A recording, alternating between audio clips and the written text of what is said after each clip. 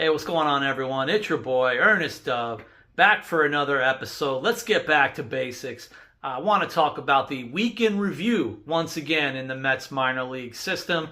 You know how it goes. You know how I do. I want to start from AAA, make my way down through low A, try to give information, stats, some insight, some coach speak, some of my source reports as I go along, just to kind of see how things are rolling in the Mets organization. Who's hot? Who's streaky? I'll get into it all. Let me start up in the AAA Syracuse level. This is usually more players than normal that I usually talk about because there's a lot of different things going on, obviously. Want to talk about one of my favorites in the entire organization, so I'm going to bring him up. Nunies. He's made it 2 appearances this week. He struggled in the first one and then had a hitless, walkless outing just recently to end the week. So, I mean, still a little bit of up and down. Overall, his ERA for the season of sorts in AAA is hovering right about 3 even. So he's still doing well overall. I know the thoughts and concerns of overall command. So let's see how this thing goes. I mean, 1 walkless. He gave up multiple hits in his last outing. But I believe it was a lot of strike throwing in that outing. So let's see how things continue to progress for Nunies, because let's face it, arms are going to do arm things all year long. So he's most likely getting another call up one way or another. So let's root for the guy, because you know I am. My favorite lefty in the organization, multiple years now of me stressing over him, Felipe De La Cruz, 2 appearances, a combined 1.2 innings, 0 hits combined from the 2 outings. But here's the deal. 5 walks and 3 Ks. It's what I continue to have concerns about with Felipe De La Cruz. And it looks like, again now, for the whole month of May, they've been transitioning him, it appears, full-time to the pen. So now he's probably trying to adjust to this. The fastball velocity still seems to be topping out now at 97 out of the pen, to go along with his slider, close to about mid-80s. I continue to love his stuff overall. And I've been wanting this move to the pen, but it seems like now we got a bit of a struggle. So I want to see how things progress with Felipe De La Cruz, because again, as a lefty with a big need going on with the Mets, for all I know, if all of these outings recently would have been scoreless, hitless, walkless, we might be talking about him getting that call-up even before some of the recent call-ups that we've had, because they can really use him as a lefty arm. Might as well talk about Ronnie Mauricio, who's only now hitting .515 at the AAA level so far this season. But something I did bring up on X, might as well bring it up again now. Again, extreme small sample size for a guy who's back in the minor leagues. But Ronnie Mauricio, at this point in 2025, he has a pro-career high walk rate. And he has a pro-career low K rate. These are numbers that he hasn't seen pretty much ever. The closest he came to the walk rate and the K rates at these levels were in 2018 in rookie ball. So among all the other positives with Ronnie Mauricio, who, by the way, this week has been playing pretty much every day. So now we have him playing every day, aka back-to-backs, even in hitting terms for the rehab assignment. That's good news. The other good news for Ronnie Mauricio, by the way, he's also stealing bases. In his 9 total games now at Syracuse, he has 4 stolen bases. Again, he's no Acuna on the base paths, but Ronnie Mauricio can technically play every infield position that Acuna plays. And the speed is still there. I know in the minors, I thought of and I heard of Ronnie Mauricio being more of a kind of a mid-level-ish runner in general, but the last couple of years, the base stealing ability has kind of spiked for him. So he's got that going for him past the injury, obviously, and he's hitting the cover off the ball. When is he going to get called up? Is Acuna the guy that he would replace? Will another inevitable thing happen? Knock on wood, but he may find his way one way or another, but he's kind of checking all the boxes right now as a bit of his best self as a pro baseball player. So it's pretty exciting to see, more than just the excitement, the name of Mauricio, people missing the power. These kind of numbers that are career highs, career lows, this is exciting. got to talk about one of the pitchers, obviously, Brandon Sprro. I mentioned it in one of my prior shows, talking with the staff. There's things that Brandon Sprro is working on, even specifically with the two-seamer, other things that he's got going on with his, delivery, mechanics. The last outing, 5 innings, 4 hits, 2 earned runs, not bad. Here's the bad, 5 walks with the 3 Ks. This is the command issue we always talk about ad nauseum, even since college with Brandon Sprro. But again, speaking with the staff behind the scenes, they said, we all know what's going on. He knows what's going on. There are things in his player development. Again, he's a college senior sign. We get it. But not all guys are linear or something. Not everyone's going to rocket all the way to the major leagues within like a year or two, even out of college. So the progress is still showing. They obviously still believe in his stuff. And again, they feel some of the things he's working on are not done yet, not refined. Again, take it with my grain of salt, but it's not just from me. These are people in the Mets organization telling me that there's still the best yet to come. So let's keep an eye out for Brandon Sprro. Maybe it does mean a guy like a Nolan Mlan could kind of leapfrog him now as a next man up, or even bring back a Tidwell. So, by the way, let's get into Blade Tidwell, who this week had pitched 5 2/3 of hitless ball. Did give up a couple of runs because of 4 walks, but 11 strikeouts. So this is the kind of stuff that can happen with Blade Tidwell at his peak, at his best. He's going to be a strikeout artist, not a lot of hits. Again, the walks is something he's going to have to work on for that consistency, because even in his brief stint in the majors, between battling command and then trying to over-command where maybe the ball's hitting too much of the plate, that's how you get into trouble, especially at the major league level. But I still have a lot of excitement and confidence in Blade Tidwell, who I think could still be the next man called up before a Mlan and before a Sprro. Even for some obvious reasons, he's on the 40-man now too. So you have to always keep that in mind. But the next time, if and when he gets the call, even if it's 2025, I believe in Blade Tidwell. Which, of course, brings me to Nolan Mlan, throwing that wiffle ball like he throws it. This week, 5 1/3, 4 hits, 2 earned runs. Whoa, that's a lot for him. 2 walks, not bad, 5 Ks. But again, even with the 2 walks, he threw 50 of 76 pitches for strikes. So he's still pumping strikes. He still looks amazing. The ball movement is insane. Progress is still moving with Nolan Mlan. And again, we've been talking about this on social media. Everybody's pitching seems to die in Syracuse, but not for Nolan Mlan. So I'm still excited about him. I want to see if he gets a call sooner rather than later. Again, I believe I mentioned in a prior episode, even speaking with the Mets organization, even they told me, I think it's coming pretty soon. So this is exciting stuff that even they're excited about seeing him get that next shot. Moving on to Double-A, got to talk about some of the usual suspects that I talk about a lot each week. Jet Williams, I want to basically just get into the month of May for him, not just the week. He just remains steady.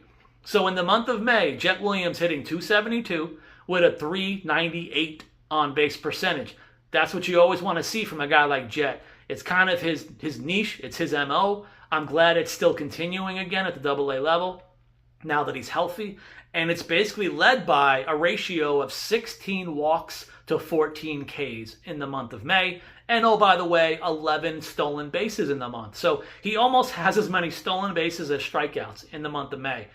This is what you want to see from him. And also, again, thank the Lord, they even got him another taste finally in center field. I don't know how often they're going to keep playing him mostly at short, but they finally snuck him out there again in center. Let's see how these things continue to progress for him. I don't know if at this point they may have to wait some form of an all-star break of sorts to get him that shot in Syracuse, but because again now some of these veterans in Syracuse are going to have to unfortunately be left go at some point. So when those things start to happen, you may start seeing guys like Mlan, Jet Williams get the call-ups. Another guy, I'm not sure if he'll get the call-up this year, but a really solid month for Nick Morabito. Now, he's a guy who was kind of a work-in-progress guy for the last year or two that I used to talk about on social media and in some of my reporting. because the staff and the scouting and the departments were telling me he's a work in progress player, even from when he was 19, 20. Here he is now in AA, and in the month of May, he's hitting .326 with a .384 on base percentage. And of course he's going to run. He's got 12 stolen bases in May. I like what's happening right now with Nick Morabito. I do like the speed that plays in the outfield, obviously. It'll always work in center field. I think he's playable in center field. So between being playable and that speed, this is good stuff that you can have for a guy like this to get him up, even by next year or so. If he's up, it's going to be exciting stuff to have that type of speed again, like the outfield version of Acuna at that point. As far as the streaky guy, I'm going to go ahead and mention him. Ryan Clifford. He's streaky. He has 300 weeks. He has 150 weeks. Looks like he's in another downturn now after having a couple of huge multiple hit games in the last week. Now he's streaking again, up and down. This is going to be maybe possibly a concern at this point, at least for me, with a power bat like this, repeating double A, but the hot streaks are not sticking around long enough. So now I have to keep waiting on the continued higher sample size to see when he can get going. Back to the pitchers for the rest of AA, because they are everywhere. Even talking to the coach, like, we have an amazing staff. The rotation is ridiculous. The pen arms are strong. So let's get with, first and foremost, Jonah Tong, who pitched this week. 6 innings, 3 hits, 1 earned run, 4 walks, and 7 Ks. This has kind of always been a thing, too, for Jonah Tong in pro ball. The refinement and the consistency of throwing all his pitches for strikes. So we have to continue to keep an eye on that. But again, Jonah Tong leads AA in strikeouts. So that's what he does. Because of the insane movement on everything he throws, hitters are not doing well. So still exciting to see. He's got a 2.25 ERA for the season at AA, which again is the show me level. And he's one of the leaders again with the lowest ERAs in the league, along with leading the league in strikeouts. From the reliever standpoint, Ryan Lambert, the fireballer. He's kind of one of those guys, you feel like he's built to be a 7th, 8th, 9th inning guy. And here he is now in AA. He had 2 hitless appearances this week. So successful week for Ryan Lambert. Again, he throws like 98 to 100. So he's got that kind of that look, the build, the stuff for a back-end pen arm by nature. So I wanted, and now here he is at AA showing off that he can still do it at this show me level. I think he continued to do it. I can see him at Syracuse by the end of the year. And again, I think he could be one of those guys you think about, not the same stuff, but you could see him on that Reed-ish level of guys at the back end of the pen. The next up would be Douglas Oriana. He's one of my player development work in progress arms that has been thriving ongoing now every week at the AA level this season. He pitched 2 scoreless and 2 hitless two scoreless, 2 walkless outings, which is always my thing for guys like Oriana. Does he have enough consistent command? This week, yes. So that's why I'm excited about him. Speaking with the staff, they said we are super excited about what he's been doing recently. Because again, they've been believing in him for the last year or two, but it hasn't been showing on the field. It's showing in 2025. So again, Douglas Oriana is a guy you don't hear a lot about, outside of my account perhaps, but he's going to be an interesting type of pen arm if he could have his peak and meet his expectations. The last 2 starters, obviously 2 of my favorites. One of them I just interviewed, but let me get to Zack Thornton. He's been incredible. What did he do again? Dominate, as usual. 6 innings, 2 hits, no earned runs, 2 walks. Oh my God, I think it's a season high walks, 2 for Zack Thornton. Oh, by the way, 8 strikeouts. So he had his most walks, and I guess out of frustration, he went ahead and tied his pro career high in strikeouts, probably out of anger for the 2 walks.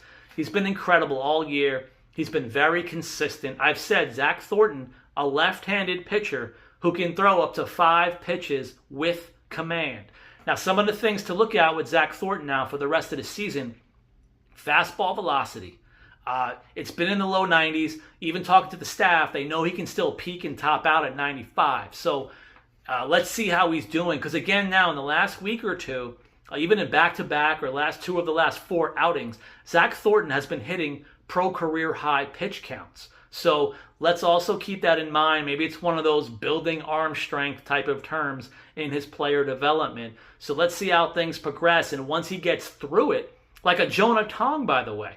Last season, Jonah Tong was hitting 93, 94 for a chunk of the season because he was hitting up to like 100 innings. And now this year, he's back to 96, 97 topping. So maybe that grind has started for Zack Thornton. But again, through the grind, the command is still perfect. So let's see how he does for the rest of the season. And the guy that I interviewed, Jack Wenninger. Please go back and check out the interview if you haven't already seen it. This week, Jack went 6 innings, 4 hits, 1 earned run, 1 walk, 7 Ks. He's also been very consistent. I believe his whip is right around the 1 or under 1 because he's not allowing a lot of hits, and his walk rate has been in the 2s per 9. So he's doing really well. If you learned about it in the interview, some of the keys to his success has been the two-seamer against opposing righties. Everything's going really well for him. Talking to the staff, they see him as a guy who can throw 94, 95. They feel he can even top 97 as a topping point, as a peak in a game. So he can dial it up at times when he needs it. But this is a really exciting development because, again, all these guys are pitching in Double-A. And the ones that I've mentioned, they all have like ERAs like under 2.8. So they're all doing really well right now at the show me level. Now let's get to Brooklyn. The Brooklyn Avengers or the Brooklyn Cyclones. It's hard to talk about them because it'll take me the rest of this episode. So let me at least highlight some of the usual suspects, mostly the bats. A.J. Ewing. For the month of May, A.J. Ewing is slashing 368, 440, 516 with a 956 OPS. This is a guy who's barely 20, 21 years old, already dominating again in A-ball. After hitting about 400 in low A, he's lowered that all the way to 368 for the month of May at the high A level. Carson Benj. This is one of the main guys to talk about because this is one of the college bats. He's a guy that I really think, who knows, by the end of you watching this video, he may end up in Double-A already. But Carson Benj for the month of May, 310 with a 449 on-base percentage, 560 slugging, 1.009 OPS. Some of the keys possibly to his success all season in high A is because he naturally seems to take it opposite field. Not comparing, but he's doing the Brett Beatty thing right now, which works a lot better in Brooklyn because the winds are swirling and it doesn't go well to right field. So he's taking it to left often, and it's working for him. The other MVP candidate that's in the lineup is Jacob Reimer. I could talk about this every week for the entire season pretty much, but for the month of May, Jacob Reimer, 333, 454 on-base percentage, 529 slugging, 983 OPS. Even if you've seen some other videos that have done by other content providers, talked about the hitting lab. Basically, he might be the poster child now for the Mets hitting lab on the minor league side because he credited the minor league side and the analytics that came from his time in the lab, and he is absolutely shining right now. I even think his defense has been okay all year as a third baseman. I've been wondering about third base. They were pushing him a little bit at first base in St. Lucie, and it was like, I don't know how comfortable he looks, but third base, it's looking okay overall. Because again, if he can stick at third base with this value, with this bat right now, his overall value's got to be off the charts. Two of the other pitchers to mention in Brooklyn, my favorite but most stressful arm, I've been talking about it now probably for weeks. Saul Garcia is at it again. 2 hitless outings. Just an ongoing walk issue. I believe at this point for the season in Brooklyn, he actually has more walks than innings pitched, which is driving me crazy. But guess what? His season ERA in Brooklyn, 1.29 after he just closed out a game to end the week this week. He always dominates. He has some of the filthiest stuff. I believe the staff said he may have some of the filthiest slider in the farm system, I believe. But how do we get the command going? Can he be our future Familia as a peak as a ceiling with the right amount of command, although we always worried about Familia's command anyway too, so let's see how that goes. As far as the other starters, the guy that I was hyping all spring, and then I had to keep my mouth shut for a few weeks, now he's hot. And you know what? Coach told me, keep an eye on him. He's only getting started. By the way, he told me about that 2 weeks prior, and then here we are. Jonathan Santucci, for the last 3 starts combined, 15 in the third innings, only 6 hits, 1 earned run in these 3 starts combined, 6 walks, 17 Ks. This is what you want to see from Jonathan Santucci. Again, he's the college arm. He's just getting started in pro ball, but he's the kind of guy that can pull a Sprro. He could be an A-ball, but he can show up all the way in Double-A at least by the end of this year because of his overall talent, stuff, and as a college arm, and as a lefty who throws 95 to 97 as a peak. This is really good sign for Jonathan Santucci. It's something I feel can continue to happen for him for the rest of the season, which is why be on the lookout for him in Binghamton. I think he's going to be there soon enough. Let's finish it, as always, with my beloved St. Lucie Mets. I got to talk about my guy, Wellington Arcena. He's been stressing me out about as much as Saul Garcia. And all of a sudden, he had the start of his life. 5 innings, 1 hit, 0 earned runs, only 2 walks, 10 strikeouts for Wellington Arcena. The thing with him, too, now is as with a Saul Garcia, his stuff is absolutely electric. He also can go about 97 to 99 as a peak. And I actually feel like his velocity has dropped, quote unquote, to maybe more consistent sitting 97. And I'm kind of wondering if the drop from 99 to 97 more, I'm hoping it's because the command has been getting better. So if it is, maybe that kind of refinement is going to be needed. And then maybe he can dial it back up anyway later. But for a guy who's still sitting 97, with all the movement he has on his breaking stuff, to have an outing like this is incredible. Although, to be honest, I keep thinking he's going to be another one of those guys I want to see in a future pen role. But 5 shutout innings, only 1 hit. One of the best outings I definitely ever had in pro ball. In the category of why is he still here, Hosmer Brewer, still here. 24-year-old undrafted pitcher that Stearns must have just plucked out of the enjoyment goodness of somewhere in college ball. 14 appearances this season, 21 in the third innings, only 13 hits and 21 in the third. He's allowed 2 earned runs this season in 21 innings, 9 walks, 26 strikeouts. Again, he doesn't throw 100. He's undrafted. Guess what? Don't care. I want to see him in high A. Honestly, I want to see Hosmer Brewer in double A. Let's get it over with. I want to see how he can handle the show me level. He's an undrafted guy. He's hungry. Even one of the staff told me I just really like him. And he's a guy who shocked me in spring, not knowing what to think for a guy coming out of nowhere like that. So they believed in him in that spurt they saw in spring. I want to keep seeing it for the rest of the year. Going in an opposite direction with the young kids, one of the high school draft picks, Trey Snyder, in the month of May, a 400 on-base percentage in May and 10 stolen bases. This is what I'm excited about.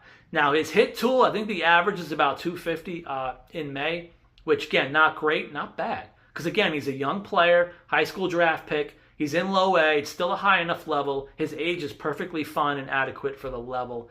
And now we're starting to see some progression from Snyder, who was struggling under 200 hitting in April, I believe. Here he is hitting at least 250 with a 400 on-base percentage. And I believe it's because of all the walks. I think he pretty much has the same amount of walks as strikeouts. So this is a good sign for a young player overall. Now I want to see how things continue to go. Again, at his age, and with Brooklyn having the Avengers lineup, I don't know when or if he's even going to be promoted this year. It might be tough to even get up. So let him finish out the year strong. One of my pitchers, not know what to think. Staff told me in spring, keep an eye on Frank Ellis. They did like him. They like his arm a lot. This season in total now, he's pitched 11 games. Seems like he's in this piggybacking type role. Maybe start, maybe not. Overall, 11 games, 20 in the third innings, 11 hits. Only 11 hits in 20 innings, 5 earned runs, 11 walks in 20 innings, and 26 strikeouts. And he's got a 157 opponent batting average. So obviously, here we go again. One of those Mets pitching prospects that no one can hit, but they can take a walk. So probably the only reason why he's still stuck in low A right now is the walk rate, would be my opinions. But again, staff like him. So I want to keep an eye on Frank Ellis. Can he have enough command and consistency? Because with it, he's got to end the season bare minimum in high A. A guy who's still on his rehab assignment, so for all I know, he might be moved up by the end of this interview, this segment. Brett Banks has now this season in his rehab assignments, he's made 4 appearances in low A, and he hasn't allowed a run in any of them. So keep an eye on Brett Banks. Not really sure what level they're going to send him to when they make it official that he's off rehab assignment. Not sure if he ends up in Brooklyn. I'm not sure if they'll push him to Double A, so maybe he'll end up in Brooklyn when it's official and when he's off. One of my guys, I continue to like the idea of him, Edgar Mora. He's now made 6 starts in the month of May, and he's got a 2.81 ERA in the month. 25 innings, 25 and 2/3, 28 strikeouts. But here we go again, 12 walks in 25 and 2/3, and he's only allowed 18 hits. So again, another pitcher on the Mets, not allowing a lot of hits, not allowing a lot of anything, high K rate, but high walk rate.